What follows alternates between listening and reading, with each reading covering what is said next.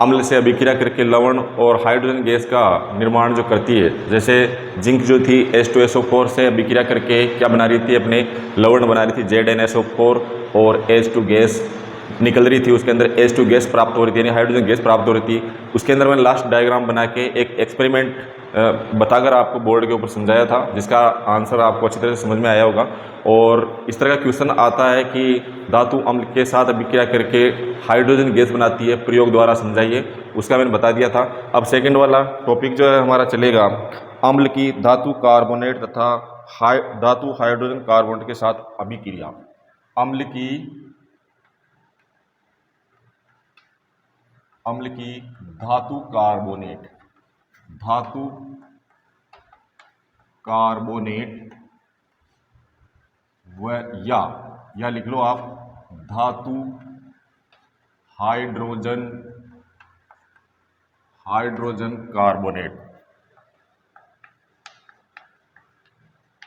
Carbonate के साथ अभिक्रिया। ये अपना सेकेंड वाला टॉपिक चल रहा है इसके अंदर। तो देखिए, धातु अम्ल की जब धातु कार्बोनेट या धातु हाइड्रोजन कार्बोनेट के साथ अभिक्रिया कराई जाती है तो हमें क्या प्राप्त होता है वो लिख लो। एक तो होगा हमें लवण प्राप्त होगा। क्या होगा?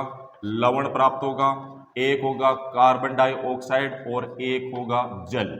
याद रखना, तीन चीजें याद रखना। जल का निर्माण होगा अम्ल की धातु कार्बोनेट या धातु हाइड्रोजन कार्बोनेट के साथ अभिक्रिया कराई जाए। याद रखना, अम्ल की धातु कार्बोनेट धातु हाइड्रोजन कार्बोनेट के साथ अभिक्रिया कराई जाए तो लवण और कार्बन डाइऑक्साइड और जल का निर्माण होता है। अब इसकी हम केमिकल रिएक्शन यानी कि रासायनिक समीकरण भी देख लेते हैं किस तरह से होगी ये।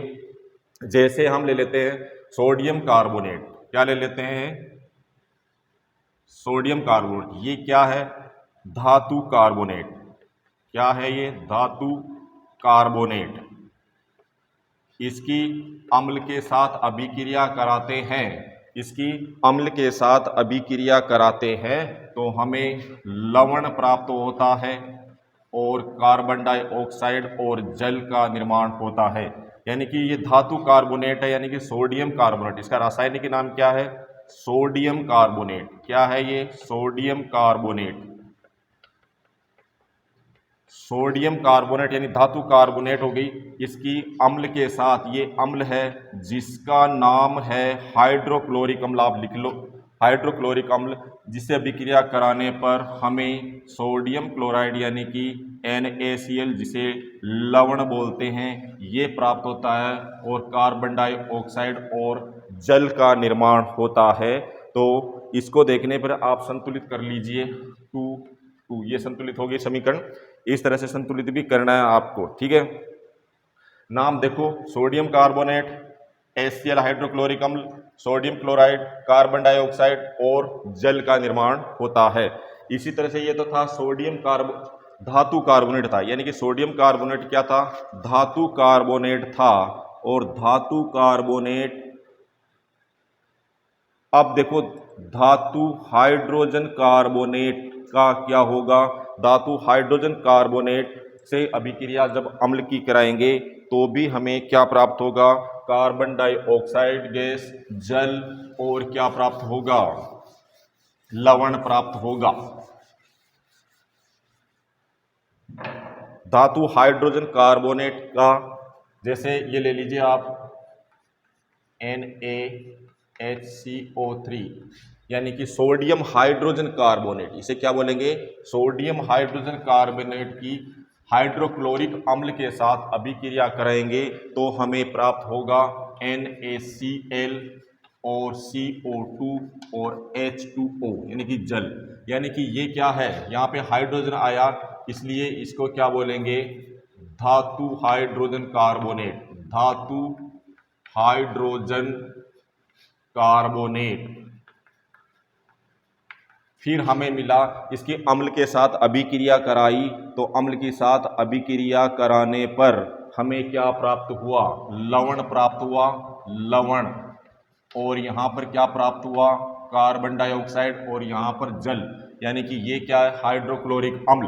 धातु हाइड्रोजन कार्बोनेट की जब अम्ल के साथ अभिक्रिया कराई जाती है तो लवण और जल और कार्बन डाइऑक्साइड गैस का निर्माण होता है।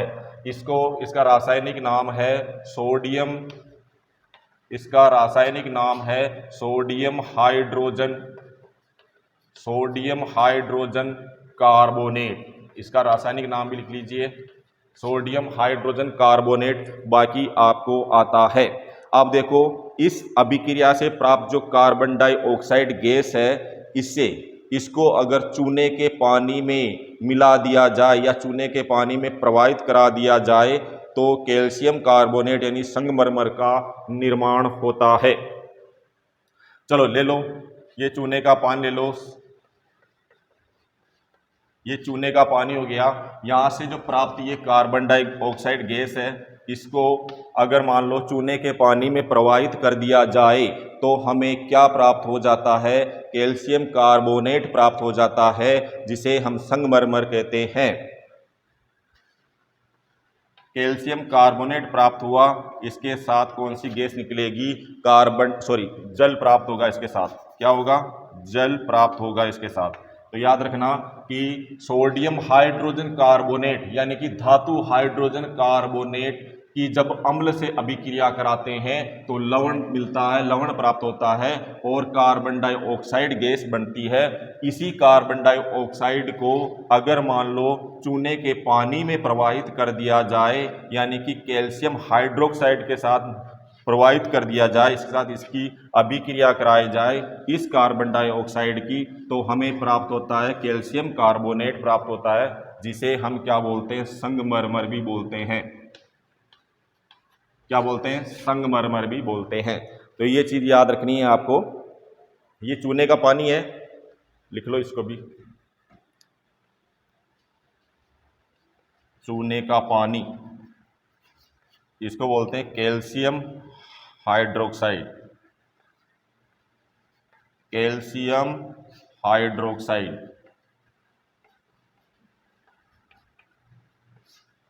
तो ये वाला सेकंड वाला टॉपिक था अपना 10th क्लास के अंदर, जो लेसन नंबर 2 है उसका, जिसके अंदर लिखा गया था कि यानी कि धातु कार्बोनेट या धातु हाइड्रोजन कार्बोनेट जो है उसकी अम्ल के साथ अभिक्रिया कराएंगे तो कार्बन डाइऑक्साइड गैस और लवण और जल का निर्माण होगा। इसकी 3 रिएक्शन बता दी मैंने।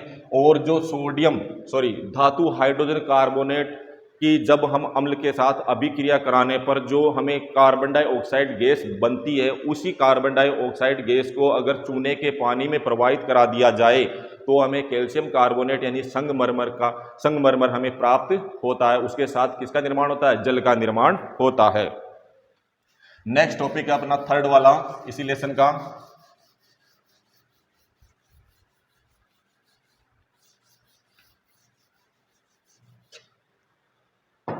थर्ड वाला टॉपिक है अपना अम्ल व क्षारक की परस्पर अभिक्रिया। थर्ड वाला है अम्ल व क्षारक की परस्पर अभिक्रिया। अब देखो, अम्ल व क्षारक की परस्पर अभिक्रिया में क्या होता है, लवण और जल का निर्माण होता है। किसका निर्माण होता है, लवण व जल का निर्माण होता है। लिख लो इसको, इसकी अभिक्रिया से क्या होगा, लवण और जल का निर्माण होगा। मैंने पीडीएफ नोट्स डाल रखे हैं आपके, उसमें से देख के समझना। और इस अभिक्रिया को क्या बोलते हैं, लवण और जल का निर्माण होता है, उसे उदासीनीकरण अभिक्रिया कहते हैं। क्या बोलते हैं, उदासीनीकरण अभिक्रिया कहते हैं। अब देखो, इसका उदाहरण भी लिख लो आप। सोडियम हाइड्रोक्साइड है, सोडियम हाइड्रोक्साइड की अभिक्रिया जैसे NaOH की अभिक्रिया हाइड्रोक्लोरिक अम्ल के साथ कराई जाती है तो हमें लवण प्राप्त होता है और इसके साथ ही जल का निर्माण होता है। ये क्या है, सोडियम हाइड्रोक्साइड है। इसको भी लिख लो नाम, ये कुछ नाम है, इनको याद रखना। सोडियम हाइड्रोक्साइड, सोडियम हाइड्रोक्साइड ये क्या है, अम्ल। और ये किस में आता है, ये क्षार में आता है बच्चा। क्षार और ये HCl है, ये हाइड्रोक्लोरिक अम्ल है, इसका नाम हाइड्रोक्लोरिक अम्ल होता है। ये किस में आता है? अम्ल के अंदर आता है। इसकी नेचर कैसा होता है? इसका अम्लीय होता है। इससे हमें क्या मिला? लवण मिला, यानी बेस मिला। इसका रासायनिक नाम है सोडियम क्लोराइड। इसका रासायनिक नाम है सोडियम क्लोराइड और इसी के साथ इसी अभिक्रिया से जल का निर्माण होता है। तो आपको ये चीज समझ में आई? अम्ल व क्षार की जब आपस में अभिक्रिया होती है तो वो अभिक्रिया उदासीनीकरण कहलाती है और इससे लवण और जल का निर्माण होता है। इसका एग्जाम्पल जैसे सोडियम हाइड्रोक्साइड की अभिक्रिया जब हाइड्रोक्लोरिक अम्ल के साथ हम कराते हैं तो सोडियम क्लोराइड और जल का निर्माण होता है। सोडियम क्लोराइड लवण यानी कि बेस नेचर का होता है, हाइड्रोक्लोरिक अम्ल जो होता है वो अम्लीय प्रकृति का होता है और सोडियम हाइड्रोक्साइड जो होता है वो कौन सी प्रकृति का होता है? हमारे बेस वाली प्रकृति वाला होता है, यानी क्षारीय प्रकृति का होता है। तो सोडियम हाइड्रोक्साइड की जब HCl यानी हाइड्रोक्लोरिक अम्ल के साथ अभिक्रिया कराएंगे तो सोडियम क्लोराइड और जल का निर्माण होगा। इसी को बोलते हैं उदासीनीकरण अभिक्रिया। बच्चा एक क्वेश्चन आ सकता है बोर्ड के एग्जाम में कि क्या आ सकता है, उदासीनी अभिक्रिया किसे कहते हैं, और उसका हमें उदाहरण देकर हमें समझाइए। तो आपका आंसर क्या होगा? अम्ल और क्षार की जब अभिक्रिया होती है तो लवण और जल का निर्माण होता है। इसी को उदासीनी अभिक्रिया कहा जाता है। उदाहरण के लिए आप नीचे जो दिया हुआ है उसी को लिखना है। चलो नेक्स्ट आगे आप देखो अपने आगे क्या आता है।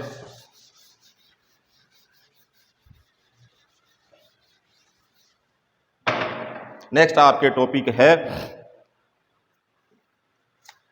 थर्ड वाला है, अम्लों की धात्विक ऑक्साइड के साथ अभिक्रिया कराई जाए। अम्लों की धात्विक ऑक्साइड के साथ अभिक्रिया कराई जाए तो क्या होगा? चौथा है अपना, अम्ल की धात्विक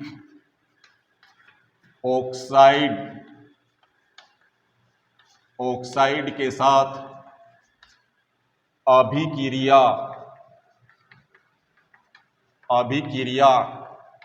कराने पर, सुनना ध्यान से, अम्ल की धात्विक ऑक्साइड के साथ जब अभिक्रिया कराई जाती है तो भी हमें क्या प्राप्त होता है? लवण और जल प्राप्त होता है। लिख लीजिए, लवण और जल का निर्माण होता है।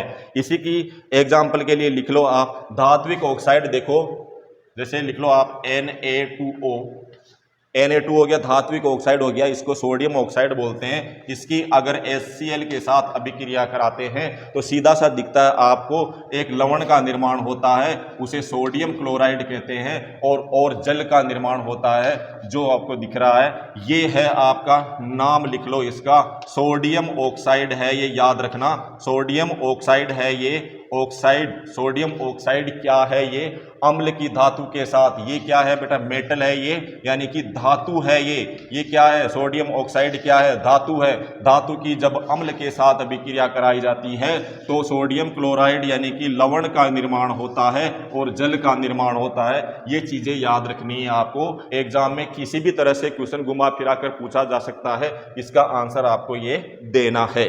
नेक्स्ट चलिए अब देखो आगे, नोट करते जाना साथ के साथ। जो 5th वाला टॉपिक है आपका लेसन के अंदर वो देख लीजिए।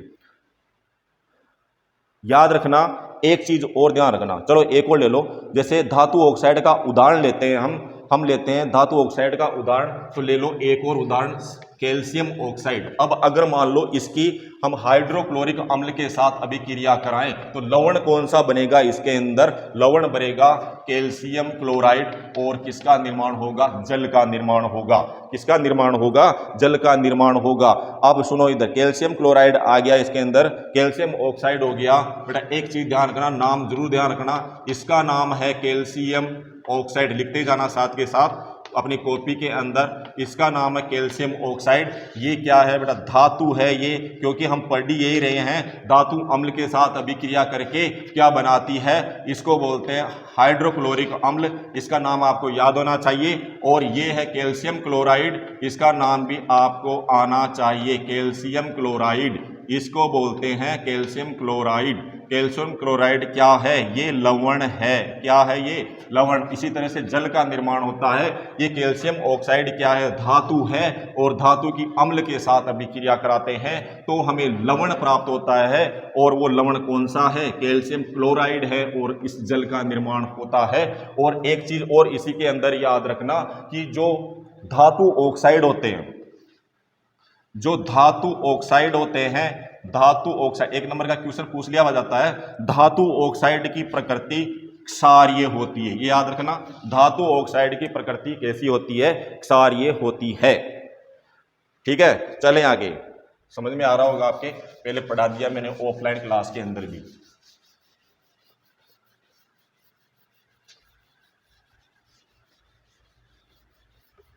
हाँ चलिए, अब देखते हैं नेक्स्ट अपना टॉपिक है फिफ्थ वाला, क्षार की अधात्विक ऑक्साइड के साथ अभिक्रिया कराने पर क्या पूछ रहे हैं? देखो बेटा, देखो लिख लो पांचवा, क्षार की अधात्विक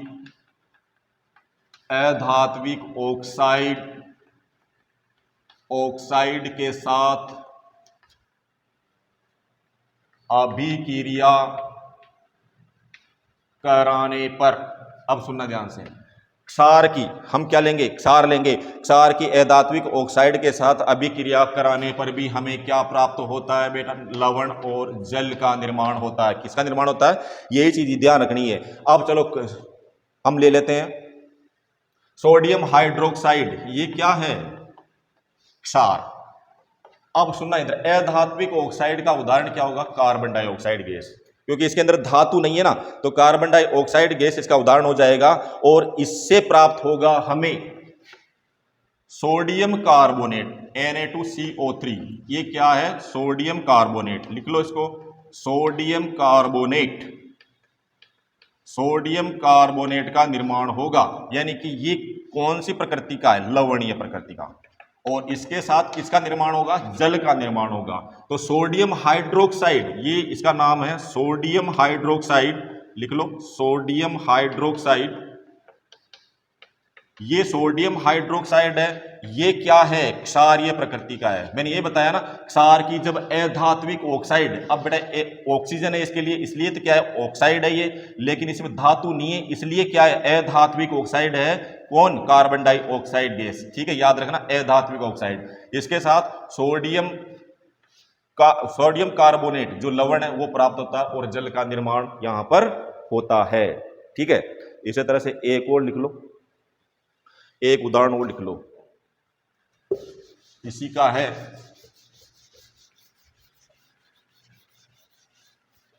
चलो, इसी का उदाहरण है, जैसे पोटेशियम हाइड्रोक्साइड की अधात्विक ऑक्साइड से अभिक्रिया करा देते। ये पोटेशियम हाइड्रोक्साइड है, ये ले लो आप, सल्फर, सॉरी 3 आएगा, सल्फर ट्राइऑक्साइड है। यहां से प्राप्त होगा हमें, क्या प्राप्त होगा? एक तो होगा पोटेशियम सल्फेट K2SO4, और जल का निर्माण होगा। बेटा ध्यान रखना, ये पोटेशियम हाइड्रोक्साइड जो है, इसका नाम लिख लो आप, पोटेशियम हाइड्रोक्साइड। पोटेशियम हाइड्रोक्साइड ये क्या है? बताओ। क्षार है ये। क्या है ये? क्षार।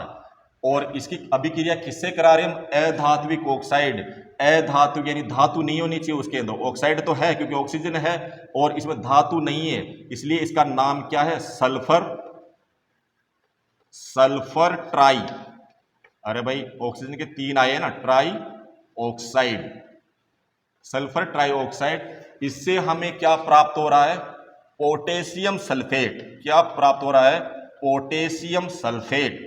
और ये कौन से नेचर का है? लवण, ये लवणीय नेचर का। ठीक है, और इसी से हमें जल प्राप्त हुआ है। तो ये रिएक्शन भी इसके अंदर याद रखनी है, यानी कि क्षार की अधात्विक ऑक्साइड के साथ अभिक्रिया कराने पर हमें क्या प्राप्त होता है? लवण और जल। इसकी 2 रिएक्शन बता दी मैंने, इनको आपको लिखना है और याद करना है। एग्जाम के अंदर 101% इसके अंदर से क्वेश्चन आपको देखने को मिलेंगे 10th क्लास माध्यमिक शिक्षा बोर्ड के अंदर। ठीक है, थैंक यू।